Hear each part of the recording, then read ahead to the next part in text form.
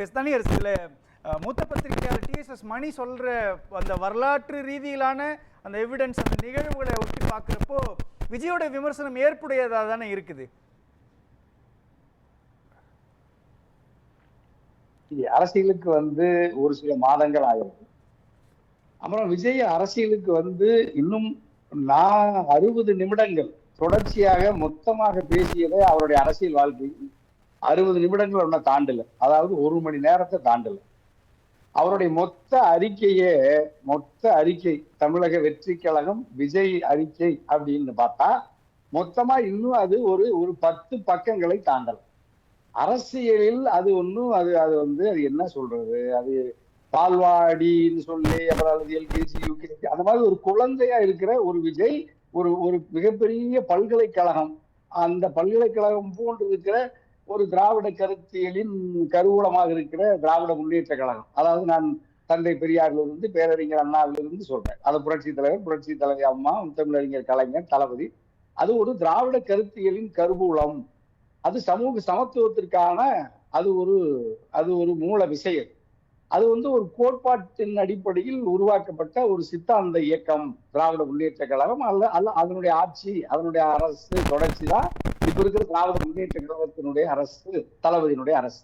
அப்ப நாம விஜய் அந்த கருத்தியலில் உறுதியாக இருந்து பாரதிய ஜனதா கட்சியினுடைய அல்லது RSS இந்துத்துவ கருத்துக்களை தத்துவ ரீதியாக எதிர்த்தால் அது முதல் ஆளா வரவேற்கிறது தனியரசும் எங்க டிஎஸ்எஸ் மணியா மாதிரி இருக்கிறவங்க தான். நாங்க அதை ஆதரிக்கத்தான் போறோம். ஆனா எந்த இடத்திலாவது விஜய் ஒரு வார்த்தை கூட பாரதிய ஜனதா கட்சியினுடைய அல்லது இந்துத்துவ அமைப்புகளினுடைய அடிப்படை கொள்கை என்ன, தமிழக வெற்றி கழகத்தின் அடிப்படை கொள்கை என்ன, இந்த 2 கொள்கைகளை எப்பொழுதாவது தன்னுடைய பரப்புரையிலோ தன்னுடைய அதாவது நிர்வாகிகள் சந்திப்பிலோ செயற்குழுவிலோ பொதுக்குழுவிலோ இதுவரை வெளிப்படையாக விமர்சிக்காத விஜய் அல்லது அதை தெளிவுபடுத்தாத தமிழக வெற்றி கழகத்தின் தலைவர் நடிகர் விஜய். இல்ல அது அவருடைய தாவேகாவினுடைய முதல் கூட்டத்திலே சொல்லிட்டாங்க இல்லையா, அரசியல் எதிரி திமுக, கொள்கை எதிரி பாஜக அப்படின்ற நிலைப்பாட்டை அவங்க பிரகடனப்படுத்தினதுக்கு பிறகு என்ன சொல்ல வேண்டியது இருக்குது? இப்போ மூத்த பத்திரிகையாளர் டிஎஸ்எஸ் மணி சொல்லும் பொழுது அவ்வளவு விஷயங்களை சொல்றாங்க இல்லையா.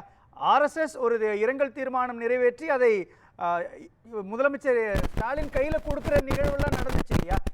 இவ்வளவு ஒற்றுமை இருக்கிற நேரம், அதே மாதிரி ஜவஹர் நேசன் தேசிய கல்விக் கொள்கைக்கு எதிராக மாநில கல்விக் கொள்கையை வகுக்கிறதுல இருக்கக்கூடிய ஒரு குழுவுடைய ஒரு முக்கியமான பொறுப்புல இருந்தவர், அவர் வெளியில பிரஸ் மீட் பண்றாரு அப்படின்றப்போ மறைமுகமான கூட்டணின்ற புள்ளியை நோக்கி தானே நகருது அது இல்லையா. இப்ப திராவிட முன்னேற்ற கழகம் நேரடியாகவோ மறைமுகமாகவோ அது அரசு துறை சார்ந்தோ அல்லது அரசியல் சித்தாந்த நிலைகளிலோ பாஜகவை தழுவி அது நேரடியாகவோ மறைமுகமாகவோ அவர்களுக்குள் ஒரு உறவு இருக்குமானால் அதை வன்மையாக கண்டித்து தடுத்து நிறுத்த வேண்டிய பொறுப்பு நம் அனைவருக்கும் உண்டு. ஆனால் அந்த பொறுப்பை அந்த அந்த விமர்சனத்தை வைப்பதற்கு விஜய்க்கு என்ன தகுதி இருக்கிறதுங்கிறதான் கேள்வி. ஏன் இல்ல இல்ல விஜய் எங்க நீங்க இப்ப ரீகனையாவுக்கு நல்லா தெரியும், அரசியல் எதிரி திராவிட முன்னேற்ற கழகம், கொள்கை எதிரி பாஜக அப்படின்னு விஜய் அறிவித்து விட்டார் அப்படின்னு நீங்க கேக்குறீங்க. ஆனா கொள்கை எதிரி பாஜகன்னு சொன்னா பாஜகவின் எந்தெந்த கொள்கைகள் நாட்டு மக்களுக்கு எதிரானது, சரி பரவாயில்ல, நீங்க இந்தியாவை பத்தி பேச மாட்டீங்க, தமிழக வெற்றி கழகம்னு ஒரு பிராந்திய ரீஜனல் பொலிட்டிக்கல் பார்ட்டியா இருக்கீங்க, ரெஜிஸ்ட்ரேஷன் பார்ட்டி, சரி பரவாயில்ல, தமிழ்நாட்டு மக்களின் எந்தெந்த அதாவது பாரதிய ஜனதா கட்சியினுடைய கொள்கைகள் அல்லது இந்துத்துவ கொள்கைகள் அல்லது பாஜகவினுடைய மோடி அமித்ஷா அரசினுடைய திட்டங்கள் தமிழ்நாட்டின் 8 கோடி மக்களுக்கும் 6.5 கோடி வாக்காளர் பெருமக்களுக்கும் பாஜகவின் எந்தெந்த கொள்கைகள் எதிரானது பட்டியல் 1-2 வார்த்தை சொல்ல முடியுமா விஜயால? அவர் சொல்லிட்டாரு. நீங்க விஜய்க்கு ஒரே நிமிஷம் தனியரசு குறுக்கீடுக்கு மன்னிக்கணும், இவரு வீர விக்னேஸ்வரன் உங்கள்கிட்ட தான் குறுக்கிடுறாரு. வீர விக்னேஸ்வரன் இல்ல அவருடைய சுத்துல சொல்லலாம். நீங்க வீர விக்னேஸ்வரனுக்கு இன்னும் அவர் விஜயை பற்றி அவரே இன்னும் அவரை சரி பண்ண முடியாமலே இருக்கு. இப்ப நீங்க தமிழக வெற்றி கழகத்தில் இருக்கிற 50 லட்சம் வாக்காளர்கள் இப்ப இணைஞ்சிட்டதா சொல்றாங்க. இந்த 50 லட்சம் வாக்காளர்களும் எதிர்காலத்தில் இணைய போற சார்கட்ரிஸ் வந்து அரிஸ்டாட்டில்லாம் நீங்க தானே, உங்களுக்கு மட்டும்தான் அரசியல் தெரியும், வேற யாருக்கு ஒண்ணும் தெரியாது. இல்ல அவரு எங்களுக்கு யாருக்கு ஒண்ணும் தெரியாதுன்னு சொல்றதுனால நான் ஒத்துக்கிறேன், நீங்க அரிஸ்டாட்டில் பொலிட்டிக்கல் அரிஸ்டாட்டில் ஒத்துக்கிறேன்னு சொல்லிட்டேன். இல்ல கருத்தியலா நானும் கருத்தியலா தான் சொல்றேன். இல்ல எங்க வீர விக்னேஸ்வரனுக்கு தெரியும், எங்க ஜெகதீஸ்வரனையாவுக்கு தெரியும், உங்களுடைய குறைந்த நாள் கொஞ்ச நாள் உங்களுக்கு எல்லாம் வகுப்படுத்த எங்க ஐயனாரையாவுக்கு தெரியும். விஜய் என்கிற உங்க கட்சி தலைவருக்கு தெரியலங்கிறதுதான் பிரச்சனை.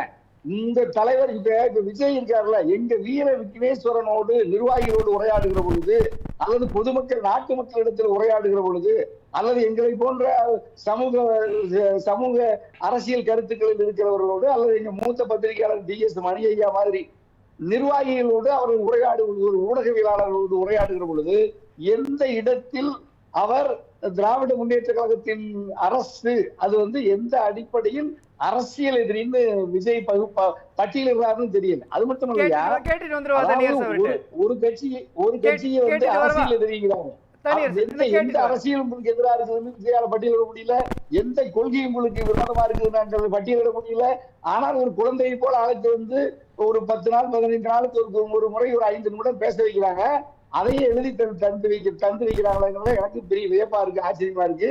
எங்க வீர விக்னேஸ்வரனையால விஜய்க்கு வகுப்படுத்தி இன்னும் அவர் செயல்படுத்த இல்ல. தனியரசன், நீங்க சொல்றது ஷார்ப்பா இருக்கலாம், ஆனா யதார்த்தத்துல பாக்குறப்போ மூத்த பத்திரிகையாளர் TSS மணி சொல்ற மாதிரி நீட் விவகாரத்தை எடுத்துக்கிட்டா கூட அனிதாவுடைய மரணத்துல அவர் யார் பக்கத்துல நின்னாரு அப்படின்றதும், அல்லது லாக்அப் டெத் கடைசியா நடந்த அஜித்குமாருடைய மரணத்தின் போது கூட அவர் யார் பக்கத்துல இருந்தாரு, அல்லது வக்ஃபு திருத்த சட்ட விவகாரம் தொடர்பான விஷயத்துல அவர் என்ன நிலைப்பாடு எடுத்தார் அப்படின்றதெல்லாம் பாக்குறப்போ பொலிட்டிக்கலா அவர் யார் பக்கத்துல நிக்கிறார்ன்ற கேள்வி வருது இல்லையா? அதுவே அவருடைய சித்தாந்த பலம் தானே இல்லையா? இப்ப எங்க திரைப்பட நடிகர் ஒரு மூத்த கலைஞர் பிரகாஷ் ராஜ்னு ஒருத்தர் இருக்கிறார். பிரகாஷ் ராஜனுடைய அந்த கருத்து எங்க விஜயனுடைய கருத்து ஒண்ணுனே வச்சுக்குவோம். ஆனா அவர் வெறும் நடிகர் தான், ஒரு தனி மனிதர், ஒரு இண்டிவிஜுவல் தான். அது எங்க பிரகாஷ் ராஜ் அவரு பரவாயில்ல, அவரு கருத்து சொல்றாரு, ட்வீட் போடுறாரு. தமிழக வெற்றி கழகத்தினுடைய தலைவர் 2026 நான் தான் தேர்தலில் வெற்றி பெற்று நாட்டை ஆள போற முதலமைச்சராக போறேன் என்று சொல்லி நாட்டு மக்களிடம் வாக்கு கேட்க வருகிற விஜய் எதை வெளிப்படுத்தி இருக்காரு, எதை தெளிவுபடுத்தி இருக்காரு? இந்த கேள்வி தனியரசுக்கு இல்ல, தமிழ்நாட்டில் இருக்கிற 50 லட்சம் அவர்களே சொல்லுகிற தமிழக வெற்றி கழகத்தினுடைய தொண்டர்களுக்கு இருக்கிற அந்த கேள்வியை தான் தனியரசு எழுப்புறார்.